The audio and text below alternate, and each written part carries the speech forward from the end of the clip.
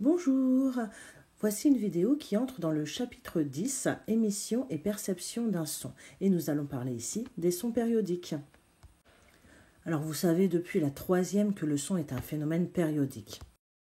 Cela veut dire que lorsqu'on enregistre un son pour visualiser son signal, on observe un motif qui se répète identique à lui-même au cours du temps.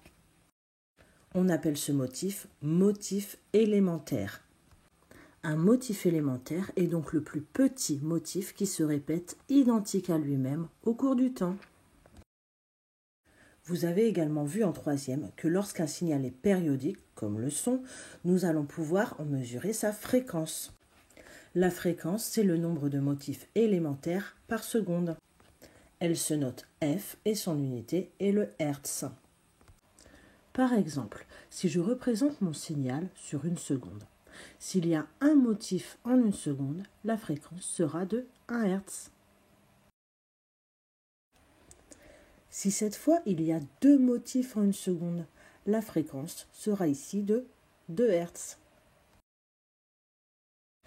Et si par contre j'ai un motif en 2 secondes, cela fait la moitié d'un motif en une seconde, donc une fréquence de 0,5 Hz.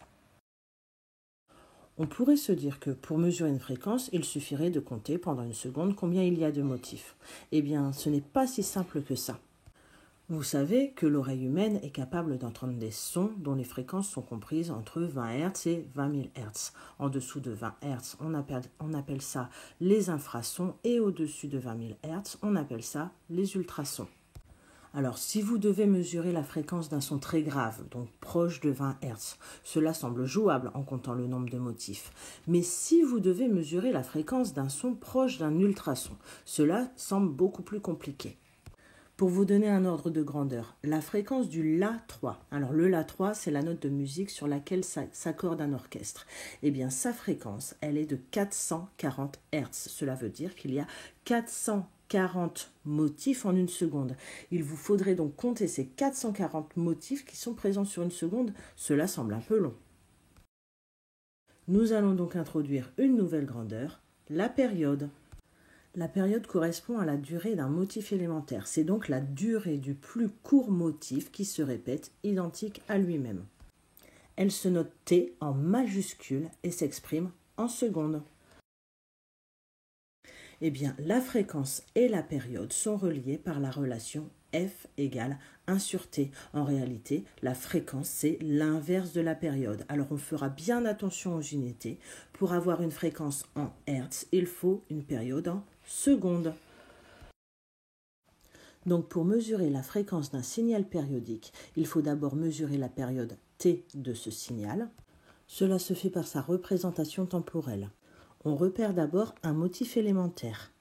Puis on mesure sa durée en effectuant la différence entre l'instant T2 qui correspond à la fin de ce motif et l'instant T1 qui correspond au début de ce motif. Une fois qu'on a la période T, on peut calculer la fréquence à l'aide de la relation F égale 1 sur T. On n'oubliera pas de convertir si nécessaire la période en secondes pour avoir une fréquence en Hertz. Nous allons voir maintenant un exemple de mesure de fréquence à l'aide de la tablette.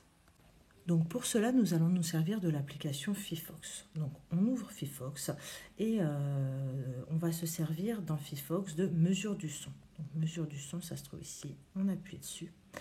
On arrive là-dessus. Donc pour lancer l'enregistrement d'un son, on va appuyer sur la flèche en haut à droite. Voilà, donc là je commence à enregistrer un son. Donc si je joue des notes, on va les voir apparaître. Et puis si je veux arrêter, figer l'enregistrement, on va appuyer sur le bouton pause, ça va figer l'enregistrement. Donc là, ce qu'on va chercher à faire, c'est mesurer la fréquence d'une note. Donc la note que je vais jouer, ce sera un La3. Donc le La3, on connaît déjà sa fréquence, hein, mais on va voir comment on va faire pour la retrouver. Donc le La3, je vous rappelle, 440 Hz pour sa fréquence. Donc je vais appuyer sur ma flèche pour lancer l'enregistrement. Et puis je vais jouer ma note et je vais figer le signal sur ma note. Donc voilà ce qu'on obtient. Donc maintenant, pour aller l'analyser, je vais appuyer sur le signal pour l'agrandir et puis sur détail d'une mesure au milieu. Donc je repère d'abord mon motif élémentaire. Donc déjà, on voit qu'il est périodique. On a un motif élémentaire qui se répète identique à lui-même au cours du temps. Et puis je vais aller prendre le début d'un motif élémentaire. Donc moi, je vais prendre ici. Et puis on va prolonger. Alors, voilà. Jusqu'ici pour avoir sa période. Donc la période, elle est notée ici. C'est différence en fait, 2,24 environ. Je vais m'arrêter à 3 chiffres significatifs. Donc 2,24 millisecondes pour la période. Et puis je vais noter ce résultat. Donc 2,24 millisecondes. Et puis on va pouvoir maintenant calculer la fréquence. Donc pour calculer ma fréquence, je vais repartir de ma formule. F égale 1 sur T, donc avec F la fréquence, T la période. Alors attention, la période en secondes pour pouvoir avoir la fréquence en Hertz. Et donc j'ai une période T, j'ai mesuré une période T de 2,24 millisecondes, donc millième de seconde. Donc première chose à faire, ça va être de convertir cette période en secondes. Donc T en secondes, on divise par 1000, 0,00224 secondes. Donc voilà pour ma période en secondes. Et puis, voilà, donc ça va me faire la fréquence égale 1 sur 0,00224 secondes. Et ça, si vous tapez à la calculatrice, on va garder 3 chiffres significatifs. Ça nous donne 446 Hertz. Alors, c'est un La3 que j'avais joué. J'aurais dû trouver 440 Hertz. Donc, on peut expliquer l'écart avec la prise de mesure. Est-ce que la prise de mesure était bien précise au niveau de Fifox? Donc voilà, là c'était un La3 joué au piano. On va faire un deuxième exemple avec un La3 mais joué cette fois à la guitare. Donc pour le La3 joué à la guitare, je reviens dans Fifox, je refais mesure du son et puis je vais relancer un enregistrement et je vais jouer cette fois le La3 à la guitare.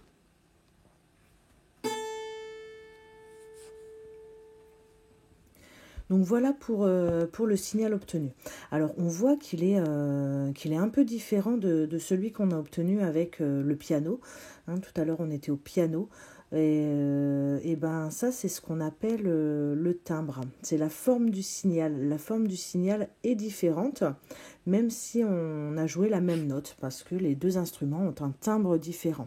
Donc on va voir au niveau de la fréquence ce qu'on retrouve. On a joué la même note, un La3 sur les deux instruments. Donc je reprends mon signal, j'appuie sur détail d'une mesure et puis je vais aller prendre ma période.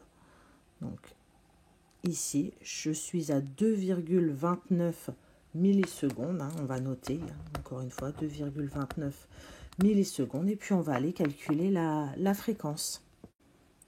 Donc, pour le calcul de la fréquence du La3 à la guitare, on reprend la formule. F égale 1 sur T. Donc, T, cette fois-ci, on avait obtenu donc 2,29 millisecondes, donc en secondes 0,00229. Donc ça nous donne la fréquence égale à 1 sur 0,00229. Et donc ça, avec 3 chiffres significatifs, on obtient 437 Hertz. Attention aux arrondis. Donc 437 Hertz. On est encore une fois assez proche de nos 440 Hz pour le La3. Donc, quel que soit l'instrument de musique, on voit qu'on a la même fréquence lorsqu'on joue la même note. Donc, en fait, c'est ce qu'on appelle la hauteur d'un son. La hauteur d'un son, c'est la note, donc c'est la fréquence que vous jouez avec un instrument de musique. Et puis, ce qui va différencier l'instrument de musique, ce qui va faire qu'on va entendre à l'oreille, qu'on va réussir à identifier un instrument d'un autre, c'est le timbre. Et donc le timbre, c'est la forme du signal. On a observé une forme différente pour nos deux signaux. Donc pour résumer, vous avez ici deux sons représentés qui sont issus de deux sources sonores différentes. Cela pourrait être deux instruments de musique différents, avec la même période T. Donc la même période T, cela veut dire la même fréquence, donc la même note. On dit que ces deux sons ont la même hauteur. La hauteur, c'est la fréquence de la note. Mais leur forme est différente. Donc si leur forme est différente, leur timbre est différent.